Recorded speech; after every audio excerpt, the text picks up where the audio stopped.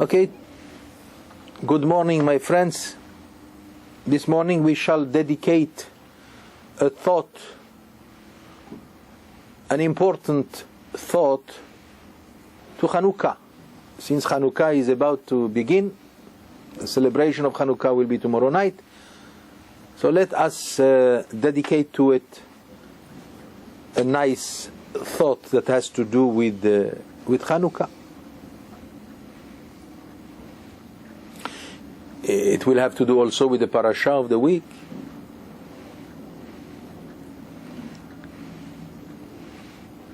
The subject would be the importance, the worth of a Talmid Chacham. We have to understand how great is the importance of a Talmid Chacham. Unfortunately, today in Israel, everywhere, Talmidei Chachamim do not get the respect that they deserve. And if people would know, would have the small knowledge regarding what is the obligation to respect a Talmid Chacham, they would be afraid, they would be scared to lack respect to a Talmid Chacham. What is a Talmid Chacham? A person who knows Torah. A person to whom you can ask questions of Torah and he answers in accordance with what the Gemara teaches us. Like the Gemara says, Hechidame Talmid Chacham. How do you describe a Talmid Chacham? So the Gemara says, Sheshoalim oto bechol makom ve'oneh, that you could ask him any question and he will answer. That's a Talmid Chacham. And that's enough to get awareness that we should always refer to a Talmid Chacham with kavod, with respect.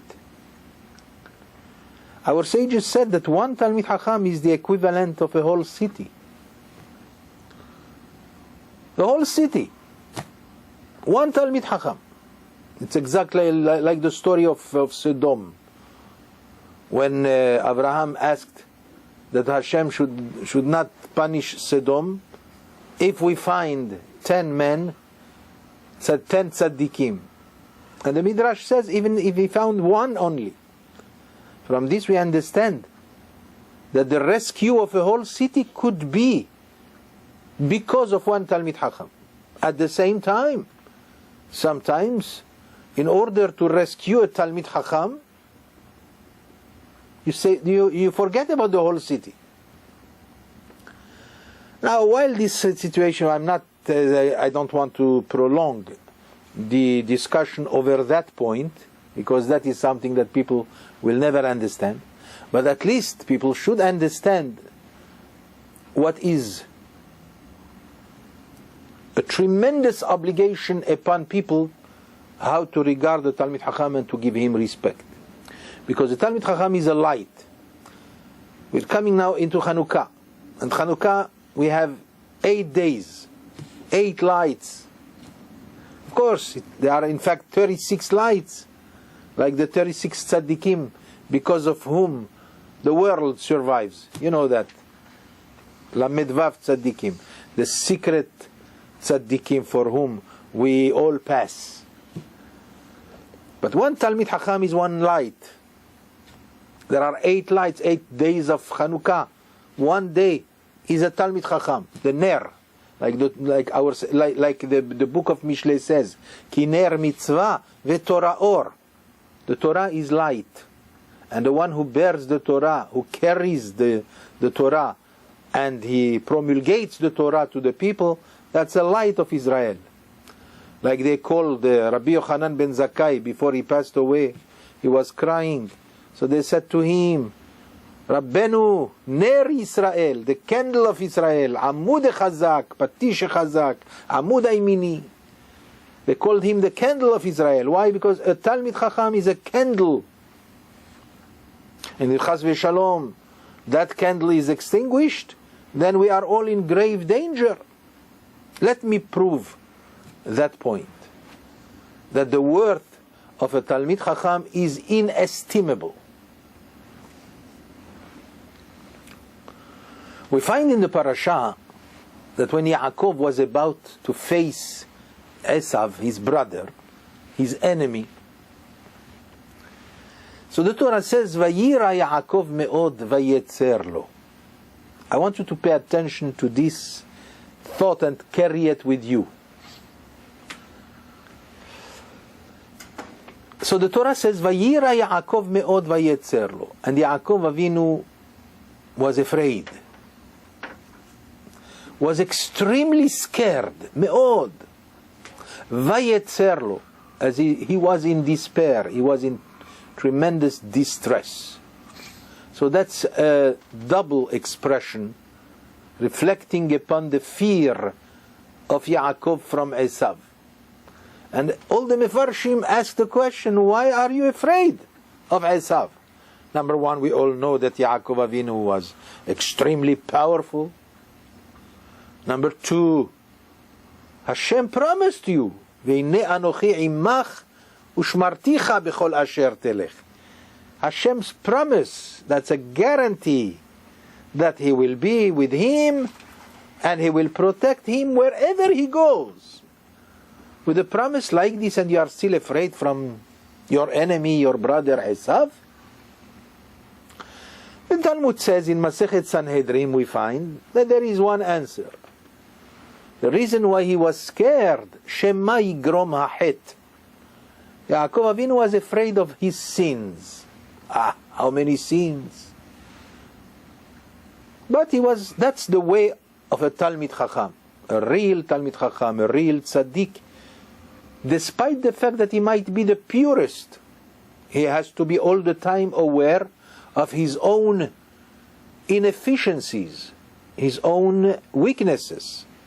And even if he finds himself totally pure, he should regard himself as lacking. That's the way, that's what we learn from Yaakov Avinu. What was the sin he feared? So our sages said that there were two things from which Yaakov was afraid. He did not have the chance to give honor to his parents as Esav did, since Yaakov Avinu had to go to his exile and to run away because of Esav. So many years he did not see his parents, which caused distress to his parents. And even though it was not his fault, a tzaddik like Yaakov is going to practically blame himself for the distress of his parents. Whereas Esav has been known to be giving an exemplary respect to his parents. I don't want to go into it. That's another story. So that was the sin number one from which Yaakov Avinu suspected that maybe Esav is superior to him in that realm. And the second was the fact that Yaakov Avinu could not be in the land of Israel, whereas Esav never left the land of Canaan, the land of Israel. And to be in Israel is such a great mitzvah. Not to be in Israel is a problem. And Yaakov was afraid that maybe the mitzvah of Eretz Israel is going to give Esav superiority over him.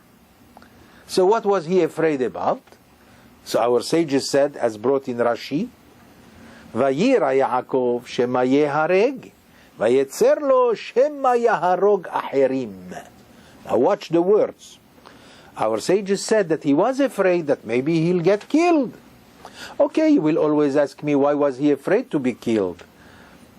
Didn't Hashem promise him? And besides, but as I said before, one has to always suspect, not to rely on a promise, even if it is given by God himself. Not to rely on it because you should suspect that maybe you are not deserving the fulfillment of that promise. And that's again another teaching by Yaakov Avinu. So, he said maybe Esav, because of his superior deeds, he will be able to overcome him and kill him. But then it says, Vayetzer lo. He was in tremendous distress. Why? Shema yaharog acherim. The pshat is he was afraid also to kill. Maybe he will be under the obligation to kill his brother. He doesn't want that, even though he is his enemy. You know, Am Israel, which is, Yaakov Avinu is the dogma, is the medal of Am Israel. So Yaakov Avinu is not a killer. I don't want to kill. like Jews don't want to kill. We are not Arabs who live by killing, or the rest of the world. Al-harbi khatihye. We are a nation that doesn't like to kill. Even our own enemies, we don't like to kill them, unless if we are under extreme necessities. So Yaakov didn't want to kill, so he was afraid. But our sages added a few more words there. Shema yaharog acherim. He was afraid. Maybe he will have to kill others. It doesn't say that he will have to kill Esav. Others. Of course, the pshat is that he will have to kill them. But our sages are deeper than that. Others might be killed. Which means he was not afraid for himself, he was afraid for others. But there is something here that the Mefarshim add. Man aherim, Rabbi Meir. Our sages said, Rabbi Meir, who incidentally was born in Chanukah, that's the reason why he was given the name Meir, giving light.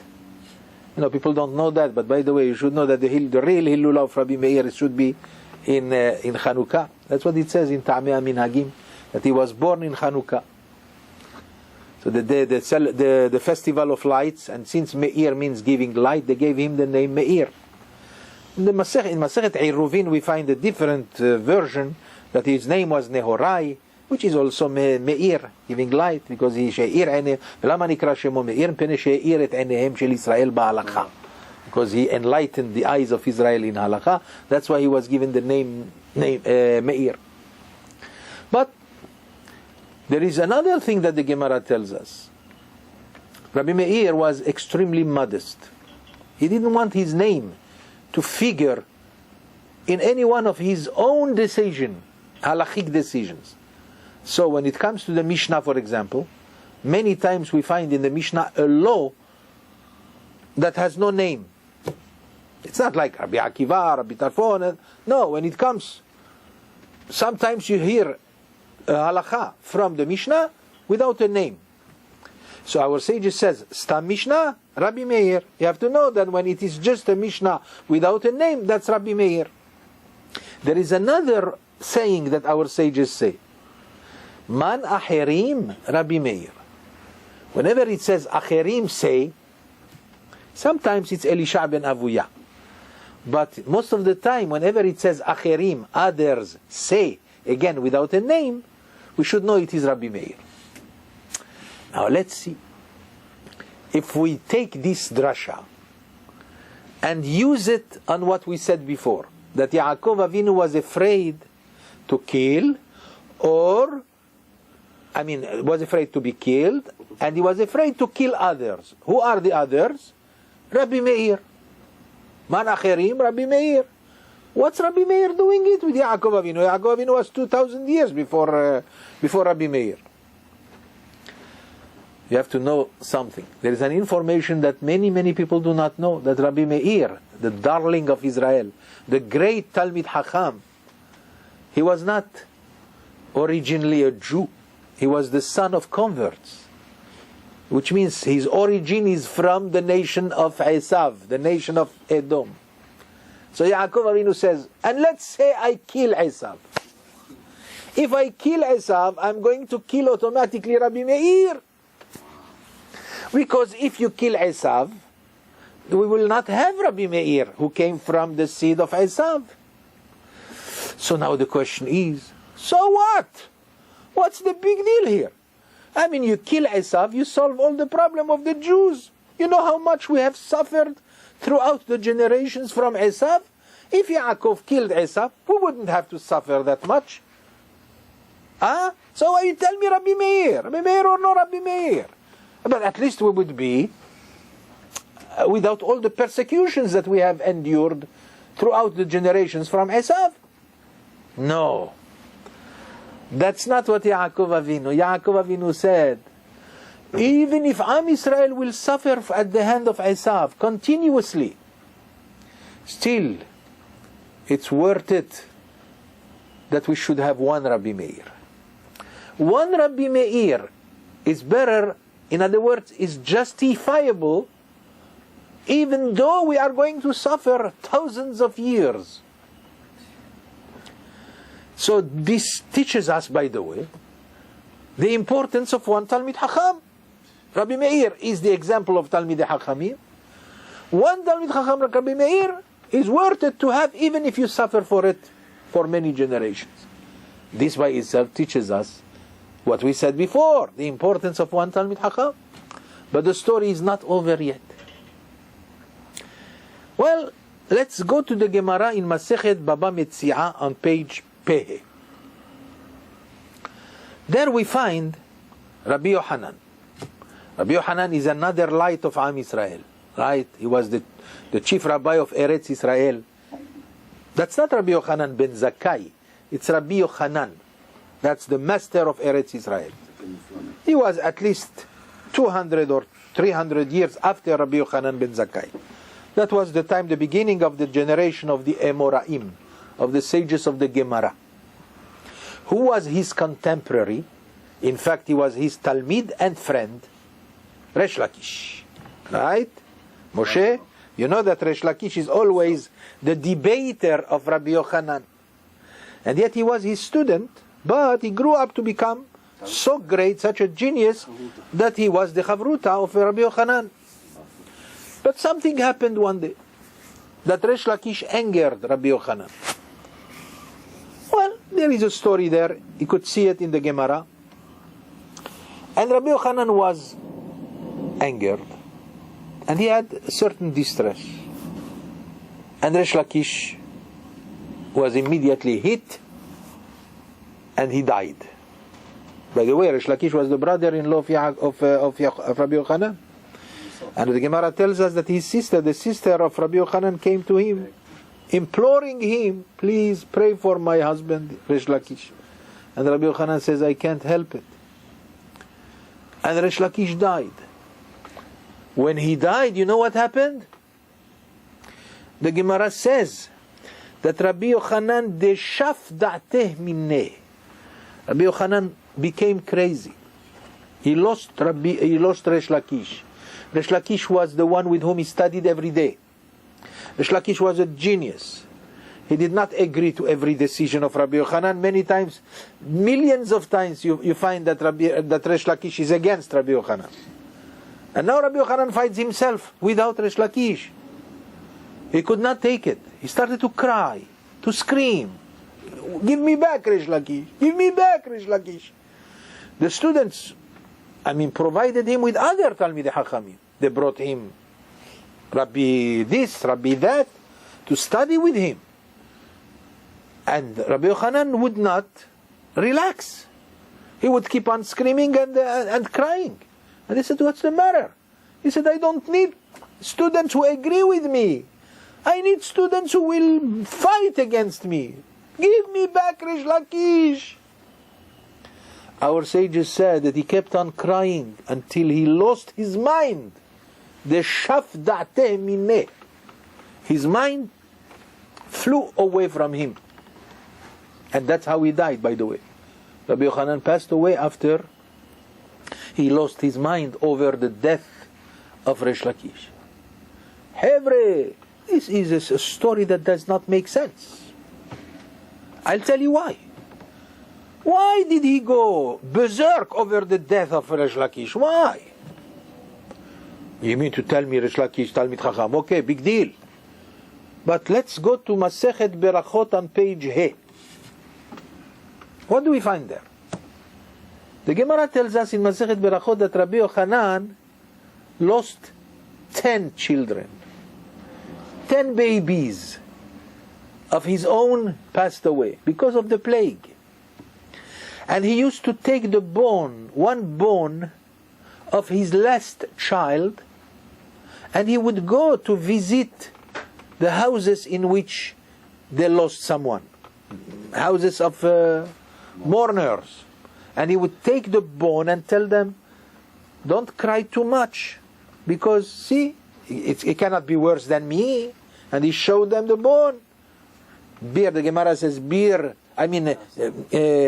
the grama de asira abir. Grama means the bone, etzem. He showed them the bone of the 10th child in order to quiet them and to comfort them. Now let me ask you a question. 10 of his children did not succeed to move Rabbi Yochanan to a point of despair and losing his mind. And over the death of his friend, the Resh Lakish, he lost his mind. Apparently, when he lost 10 children, he was still quiet.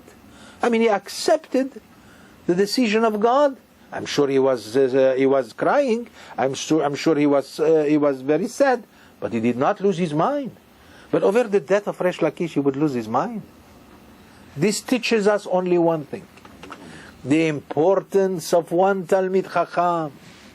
Resh Lakish was a great Talmid Chacham. When the world suffers the loss of one Talmid Chacham, the world must cry to the point of losing your mind. Because when you lose one Talmid Chacham, you lose it all. The world doesn't know yet how important it is to respect the Talmid Chacham. The world doesn't know enough that one has to even provide the needs of a Talmid Chacham. Why do you think so many good Jews they give all kinds of contributions to Kolelim, to Avraham, so that they can continue to learn? But you know that there are so many Jews who say, why do we have to support these people? Let them go and work. But they don't realize that the study of Torah that these Talmidei Hachamim do every day are saving our lives, they are saving the world. The problem is to believe in that. But here is a proof from what we said. There are many millions of proofs, but just from what we said today is enough to understand how important a Talmid Chacham should be regarded in our eyes and how much respect we should bestow upon him. Not only respect, love also. You see a Talmid Chacham, Rabbi Avigdor Miller alav shalom used to say, when you see Talmid Chacham, you have to go and hug him and kiss him. Of course, don't do that now because nobody is going to let you do that. But the point is clear. Talmid Chacham is a source of life. He is the candle of Am Yisrael.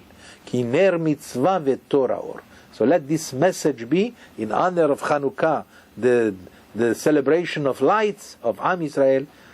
Let us understand this message so that we can grow to respect our Talmidei Hachamim and to be sorry and sad over their departure.